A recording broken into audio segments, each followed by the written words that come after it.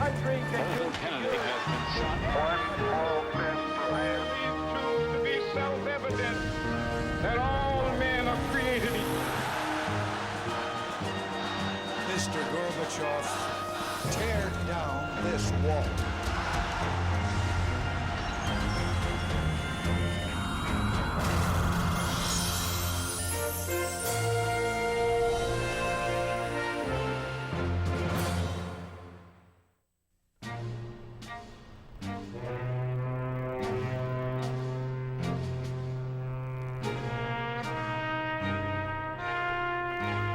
By the spring of 1953, nearly 50,000 Americans had returned home from the Korean War in coffins.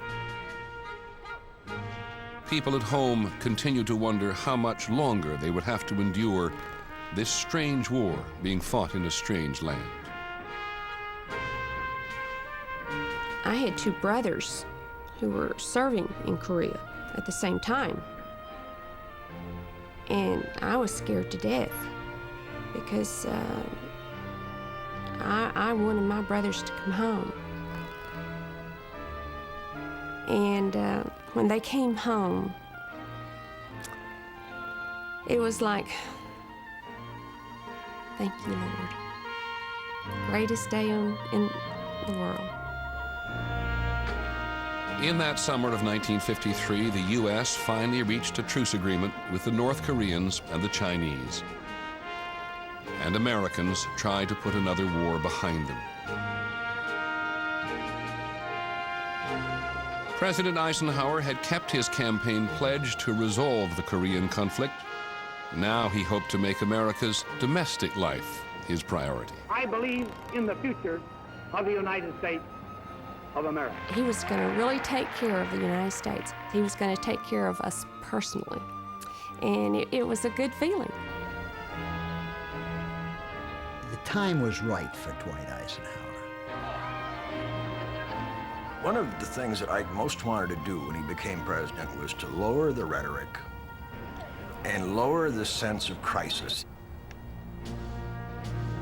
His countrymen were more than ready to relax. With the war over and America bursting with energy, it was time to focus on a more promising future.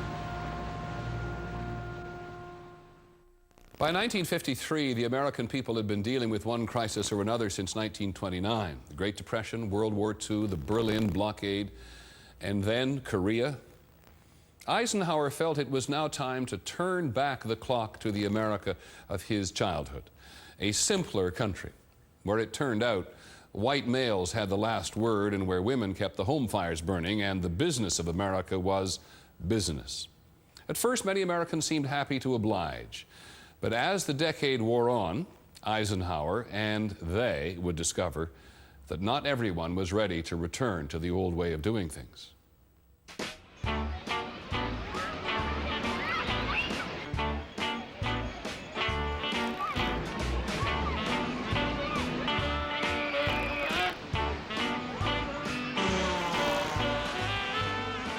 By late 1953, the economic boom that had arrived after the Second World War had already transformed the country.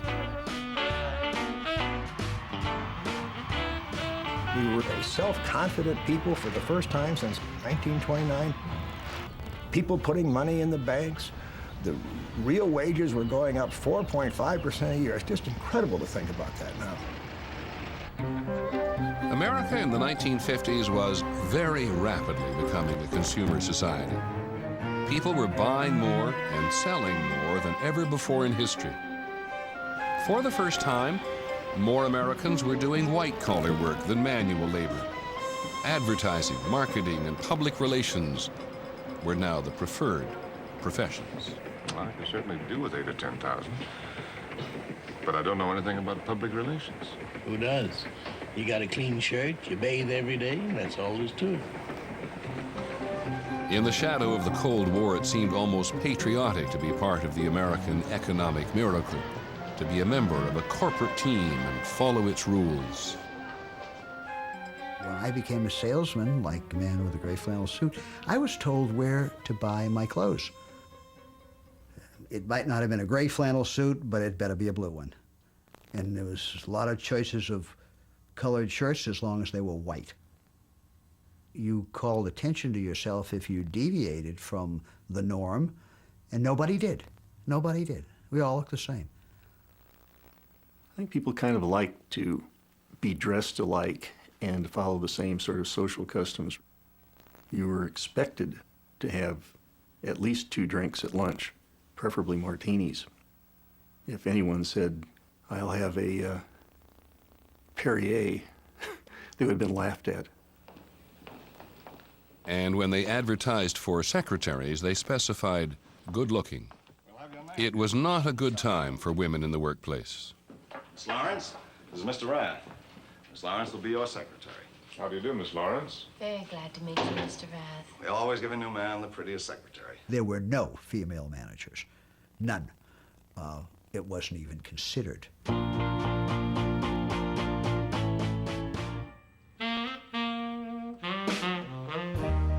In the 1950s, the woman's place was in the home, in the embrace of a loving husband. By 1957, 97% of all marriageable men and women were married. And if they cared to have a social life, they stayed that way. It was a couples society. We did things in couples, barbecues, and it's always couples. If we knew that the person was divorced, we might have a second thought about asking them. The thing was to be married and keep the home together. More and more, that home was on America's new crabgrass frontier. In an era that favored conformity, it was perhaps no surprise that by the end of the decade, a quarter of the population lived in the tract homes of the modern suburb. Moving in for us was the beginning of a happy experience, of a challenging experience. Everything was similar. One of my friends was Ruby. My phone rings and he says to me, "Hal, I have a problem." I said, "What's the matter?" He said, "I can't find my house." It seemed kind of remote and bleak if you look at them from the air. But in those little cookie-cutter houses on those straight streets that met at right angles, a lot of good things were happening.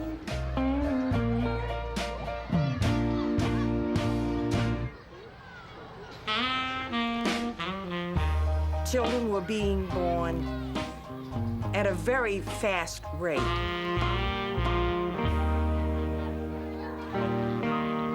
There were 3 obstetricians, and the obstetricians were open till 2 a.m. in the morning. This was the place to raise children because it offered everything that they could want.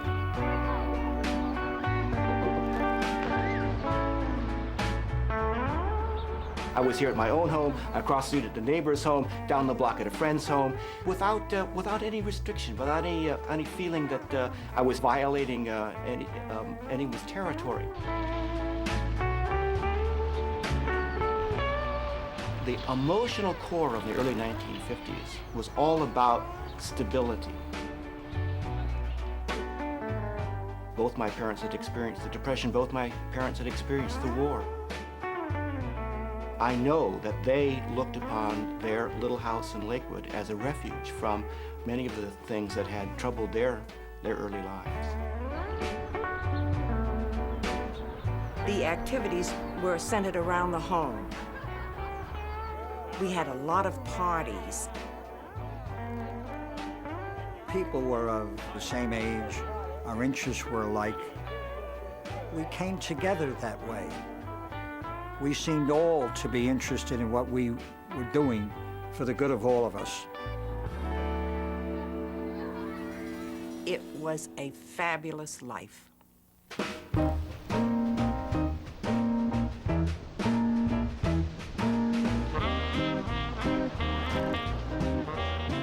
And life was getting better for a lot of American families.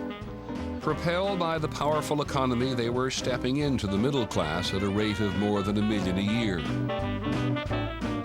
With extra money to spend and plenty of shiny new merchandise to choose from, people bought things whether they needed them or not, sometimes just to match the pace of their neighbors. We had an eye on consumer goods all the time. Keeping up with the Joneses. When people would give us a call on the phone that the television set was just delivered, it wouldn't be long before we'd be down having soda, watching the new television. And as soon as we left there, we would say, that's what we have to have next. A new television would soon become the thing that everyone had to have next.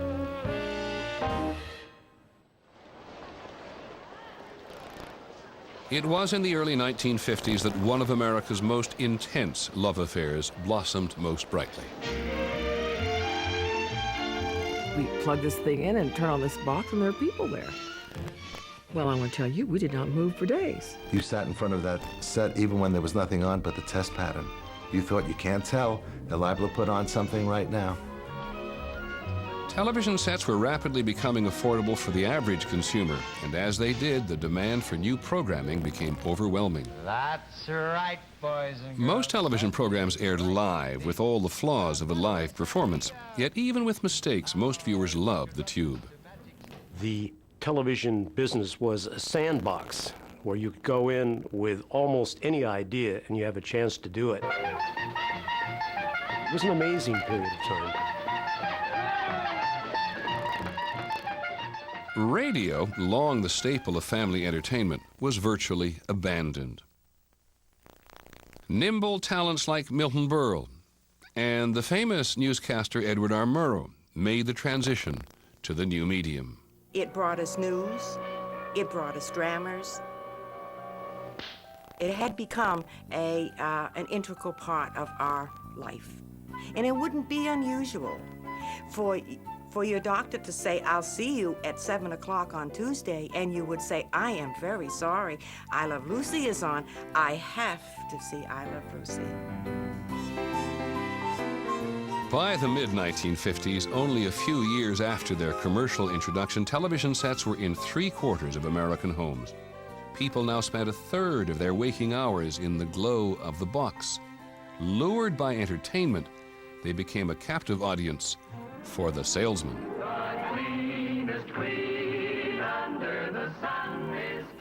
These three windows, ABC, CBS, and NBC, were a window on a world that a family could sit down and look out of and see what they didn't have. Ah, I know what you're going to show us. A Westinghouse refrigerator. A Westinghouse refrigerator freezer. Everything that you did was geared at a family target audience. It was a very conservative and repressive time, but it was also a time that was the beginning of change. Underneath all the conformity, you could see the beginnings of that change. Hugh Hefner was 27 when he started Playboy magazine, at the time a daring challenge to the country's obscenity laws. His first Playmate of the Month was a rising young starlet named Marilyn Monroe. But after that, the pinup was just as likely to be the girl next door. The girl next door notion of pinup photography was rooted in the notion that nice girls like sex too, that sex is okay. And that was, for the 50s, a very sensational point of view. And potentially a dangerous point of view. It was risky enough so I didn't put my name on the first issue. Within a year, Playboy was selling 100,000 copies a month. And it was not the only thing threatening the status quo. Nothing worried traditionalists more than the new kind of music being performed by singers such as Lloyd Price. Oh, now, Lordy, Lordy, Lordy, Miss Claudie, girl, you sure look good to me. Well, it was really race music. We had maybe 2 radio stations in New Orleans that played that music. It had no name to it.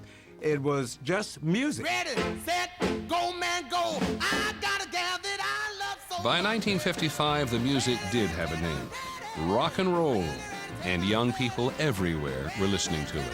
ready, ready, ready to rock and roll. Go Wisconsin native Marty Rosenblum was then 15 years old. I got my own portable radio, and at night I could pick up all the southern stations, and I heard Little Richard for the first time. And my whole world changed. Everything changed.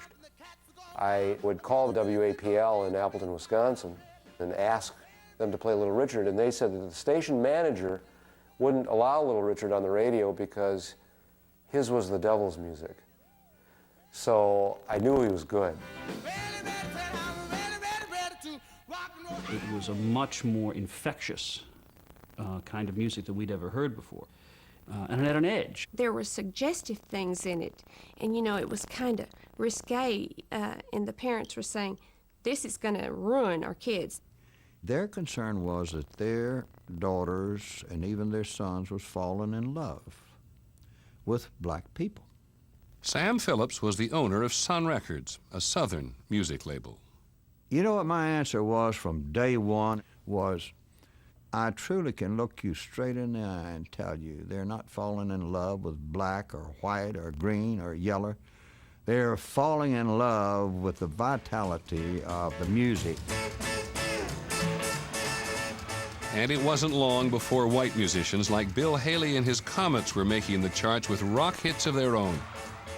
But the music was still waiting for its first superstar. And in 1956, he arrived. I was in this little soda shop, and on came this song, and this guy started singing, and there was like stillness, and then everybody started dancing, and this like wave of energy came over the place, and I said, my God, this is wonderful. I turned around to the girl next to me, and I said, who was that? And she looked at me as if I was like from another planet, and she said just one word. She said, Elvis.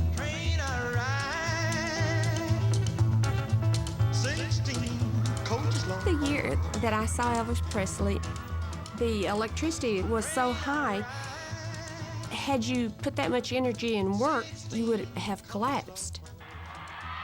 It wasn't just that Elvis was white and sounded black. His haircut and his hips spoke to rebellious feelings in young people all across America.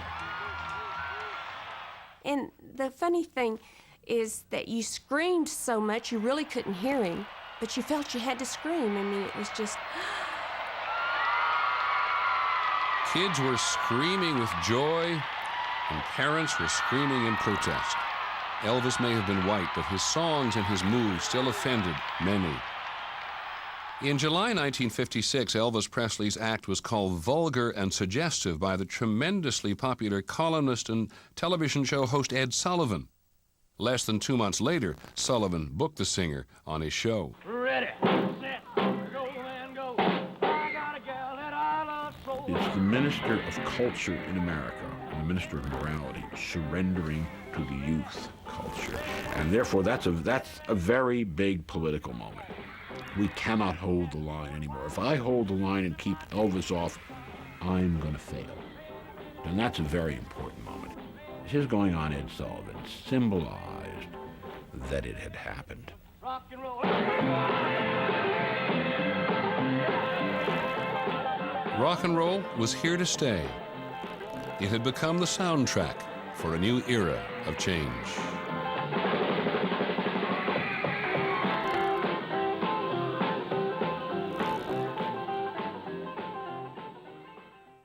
Here's Jerry Lee Lewis, Great Balls of Fire. You shake my nerves and you rattle my brain. In 1957, a television program called American Bandstand went national on the ABC network. The show's target audience quickly demonstrated its newfound power by turning Bandstand and its host, Dick Clark, into overnight icons. Every kid watched. There was a story about once the police chief was afraid a rumble was going to happen, a street fight, because no kids were around. And they conducted a door-to-door search. They found all the kids were watching the bandstand. I remember feeling this tremendous feeling of confirmation that I belong to a group of people called Teenager, and we have our own music.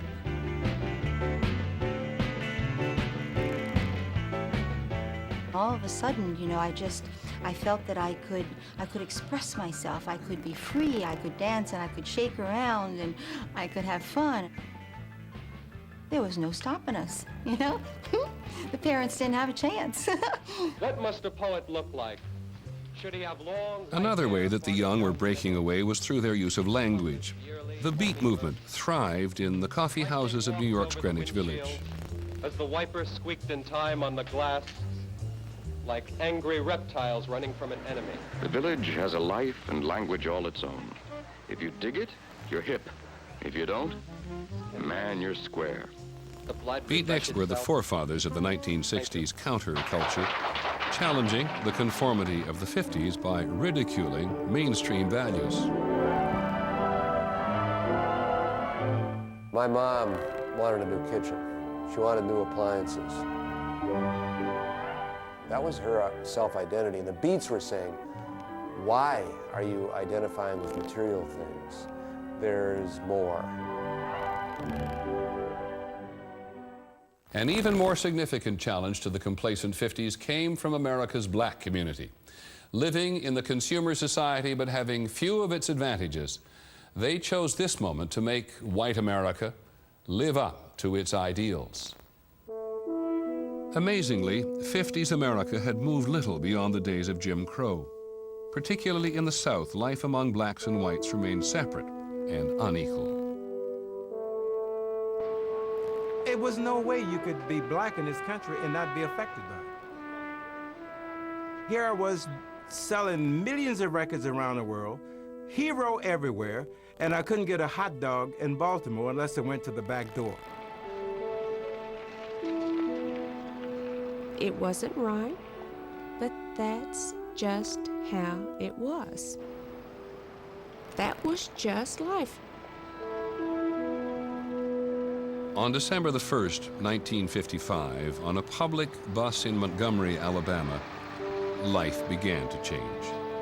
By refusing to give up her seat to a white man, a tired seamstress named Rosa Parks quietly ignited a revolution.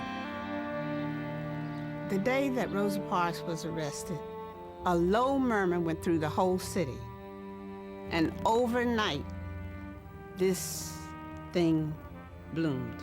Led by a charismatic young preacher named Martin Luther King, the city's black community organized a peaceful boycott of the buses. They walked instead. We will do it in an orderly fashion. This is a non-violent protest. We're depending on moral and spiritual forces. White policemen responded by arresting black carpool drivers. White extremists bombed King's home. Martin always said, you know, if you don't have anything that you die for, what do you have to live for? Nobody thought we could stay off the buses. None of those people wanted to lose their jobs. But Martin Luther had instilled in them so rightly that we must all make a sacrifice, that the buses continue to run empty. They did, for 381 days. On November the 13th, 1956, the Supreme Court ordered the buses desegregated. Martin Luther King was now the undisputed leader of the civil rights movement.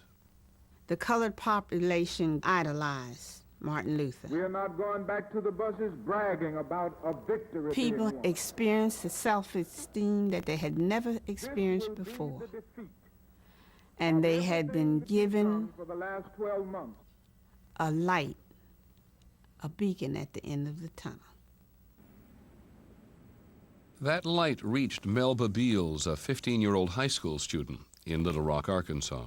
I was very conscious of what was going on and wanting it to wash over me and wash over Little Rock. It was about to. In 1954, the Supreme Court had ordered the integration of all public schools in its famous decision Brown versus the Board of Education. 3 years later, that decision would be severely tested at Little Rock's all-white Central High School. Despite the federal court order, Arkansas Governor Orville Faubus had no intention of allowing black students to attend Central High, and he ordered the Arkansas National Guard to surround the school.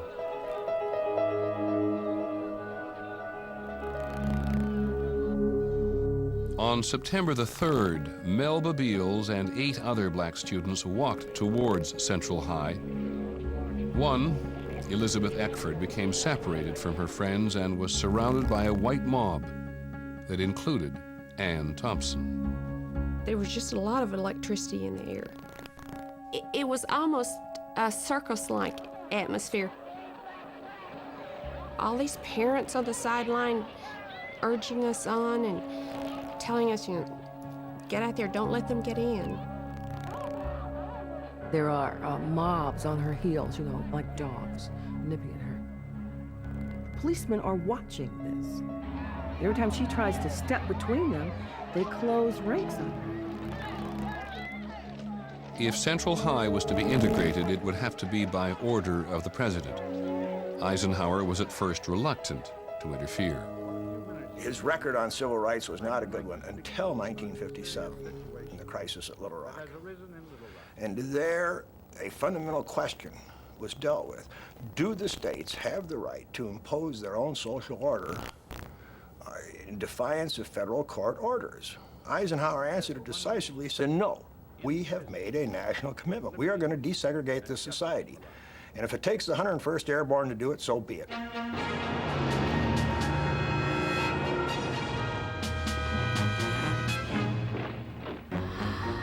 This is awful. It was, I mean, that is vivid still. You know, I could just see Little Rock just being in a state of siege by the troops, you know.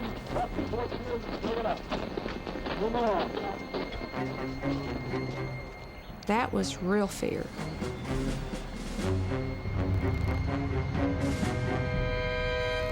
Three weeks after the Little Rock Nine were turned away from Central High, they returned, accompanied by troops of the 101st Airborne. We're all in an Army station wagon, machine gun mounts. It's a pretty heady day. It's not what everybody gets to go to school. You got 1,000 paratroopers, you got helicopters, Jeeps in front, Jeeps behind. And we stepped out of the Jeep into this square of soldiers who were serious.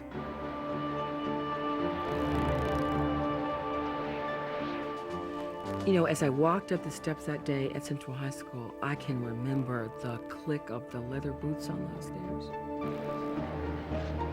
And I remember being so impressed by who they were. You know, these are Americans. I'm an American. And so the first time I get the feeling that there is hope, that there is a reason I salute the flag, that this is what America is about. I felt that Little Rock would never be the same again. We would never know life as we've known it again, because 9 people walked into a school building.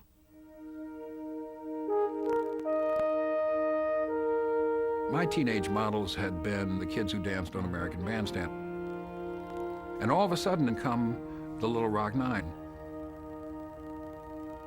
And I can remember having the feeling that they've been tied and tested, and they've survived.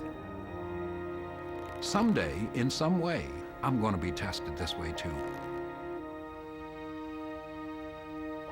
So I think when the movement comes along in the 1960s, I'm ready for it.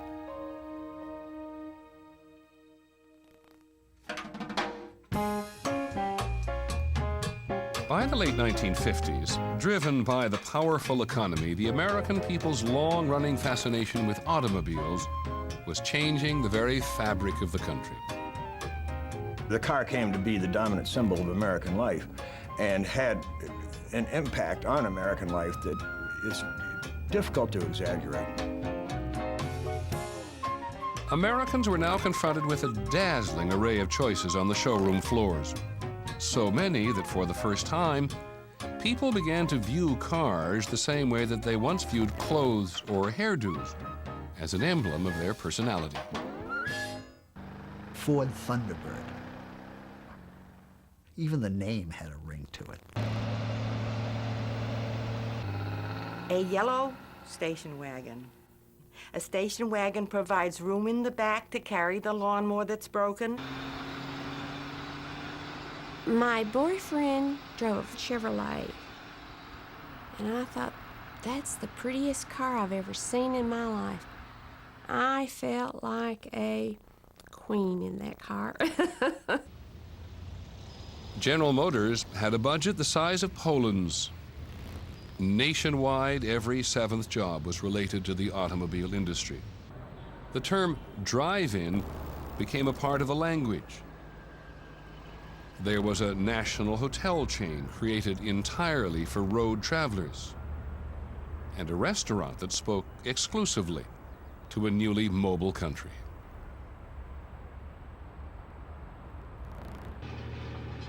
But the most profound effect of the car on American life, the one that actually altered the landscape, was the immense new federal highway system begun in 1956. The largest public works project in history, forever connected American motorists from city to city, from coast to coast.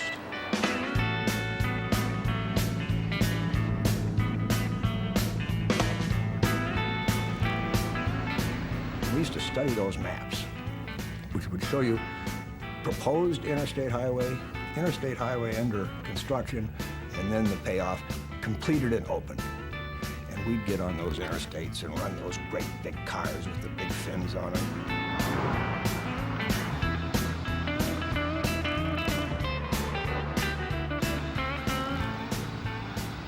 It was just wonderful. Just opened up the whole world to us.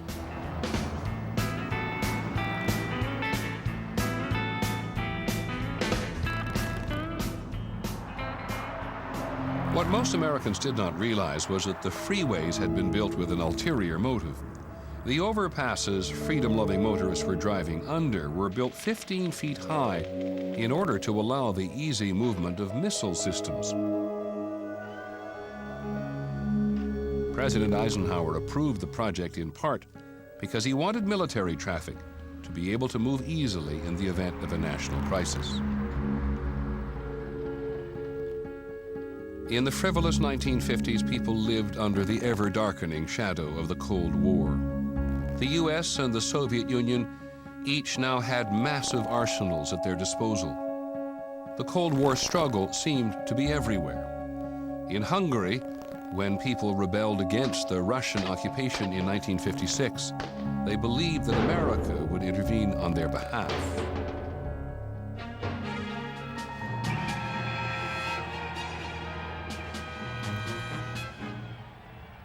This was very difficult for the United States. After all, we've been saying the liberation of Hungary is important to the free world and so forth. Well, what were we going to do about it? What the Russians put in there was so much in the way of tanks and troops that this would have been a major war.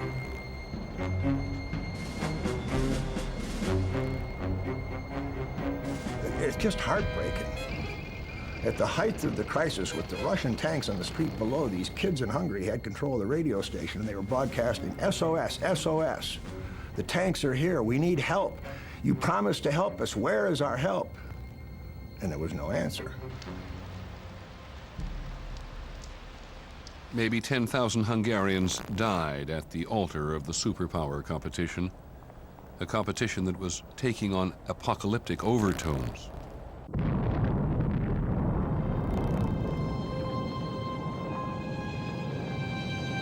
It had taken the Soviets 4 years to duplicate the American success with the atomic bomb. It took only 8 months for them to do the same with the hydrogen bomb.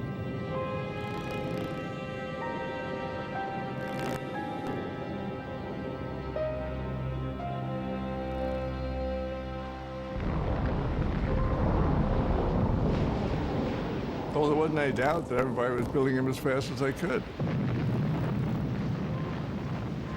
We've got to build them. We've got to improve them and keep at it, keep at it, keep at it. The need to test the new weapons was seen as so urgent that the U.S. government even put its own troops in harm's way. Within a few months of the successful Soviet hydrogen test in 1953, several thousand American troops were ordered into trenches in the Arizona desert. One of them was Korean War veteran Reason Wehrheim. The purpose of it was to test the reaction of the troops to an atomic bomb. 5, 4, 3, 2, 1. That shot went off. You see this real bright light. With your hands over your eyes, you could see the bones in your hands. And there's this god-awful noise. It just feels like it's compressing your head. It's so loud. There's a feeling like you're in a vacuum cleaner, like your whole body's being vacuumed.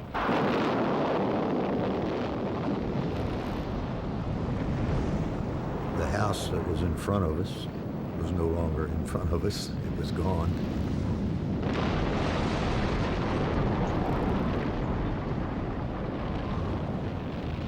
Of the 2,584 men that were there, there's only 3 of us still alive. How many Americans were affected altogether can never be fully determined. The fallout from this explosion, known as Shot Simon, reached as far away as New Jersey, among the dirtiest of the 200 above-ground nuclear tests that took place between 1954 and 1958. The same frenzied pace of experimentation was applied to the rocket program. Both superpowers saw them as crucial for the delivery of powerful nuclear payloads. American scientists were not always having much luck.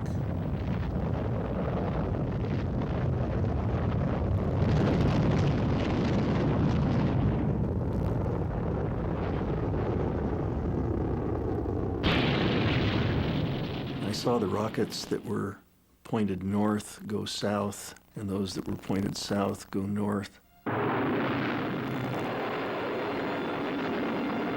I saw one go straight up in the air and explode.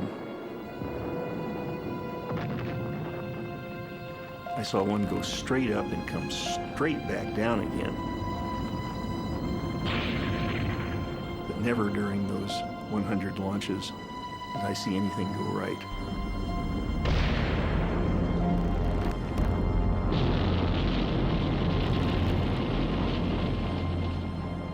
On October the 4th, 1957, someone did get it right.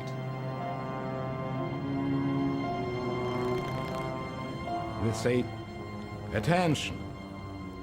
All radio stations of the Soviet Union are broadcasting.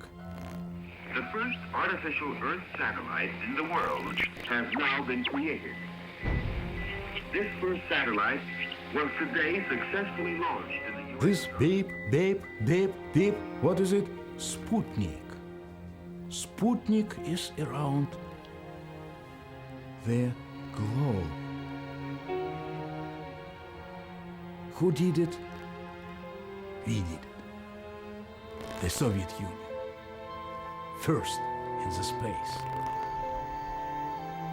And I can remember going out to my backyard one night, looking up at this bright streak going across the sky, and I felt a sudden sinking feeling, one of almost terror.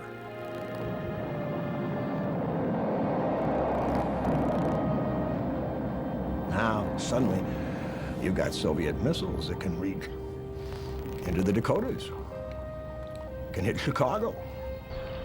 With a surprise attack possible for the first time, Americans began to look at the sky differently, now as a place from which terror might reign, and to learn some new terms like duck and cover. I felt that the threat to America had been increased, that the Soviet Union had upped the ante. While we were playing cops and robbers hide and seek in our backyards and our front yards, there was the gnawing anxiety that it could all end instantaneously.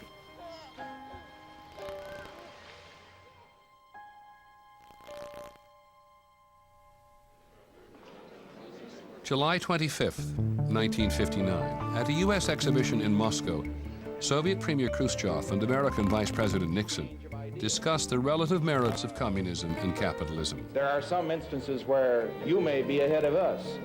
For example, in the development of the thrust of your rockets for the investigation. Both of them was built from the same material. They were tough, and they want to show each other that their society is better. There may be some instances, for example, color television, where we're ahead of you.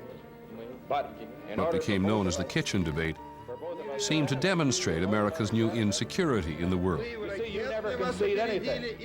Sputnik had been a technological Pearl Harbor. It began a tremendous sense of self-appraisal. Are we falling behind the Russians? What are we teaching our children?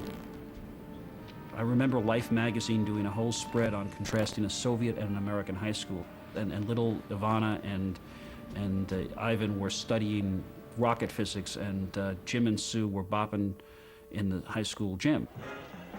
And the clear message of this was, you know, that in 10 or 15 years, we would be a client state of the Soviet Union because we were wasting our lives dancing away and dating while these people were working 20-hour days. Suddenly, an American embrace of intellectualism was being seen on campuses, in libraries, From New York City, Mr. and on new television quiz And shows, returning with including 21. $500. She's the only one I can remember. Charles Van Doren was a contestant. He was the son of a celebrated professor. Eva Marie Saint. Right, you had 10 points. He performed so brilliantly that he became a national celebrity.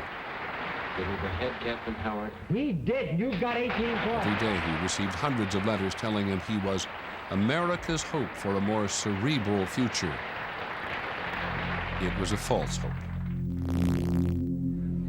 In November 1959, Van Doren testified that he had been given answers to the questions he'd been asked. The show's producers had stage managed the contest in an effort to win ratings. It was another letdown. Back then, you believed people. You believed people when they told you something, you accepted it as face value. And here on television, they would lie to you. The medium had exposed its ugly side for all to witness. In the decade to come, Americans would discover that television was not the only beloved institution that wasn't quite what it seemed. As the 50s gave way to the 60s, a new generation became a force in popular culture and in politics. That's on the next episode of The Century, America's Time. I'm Peter Jennings. We hope you'll join us.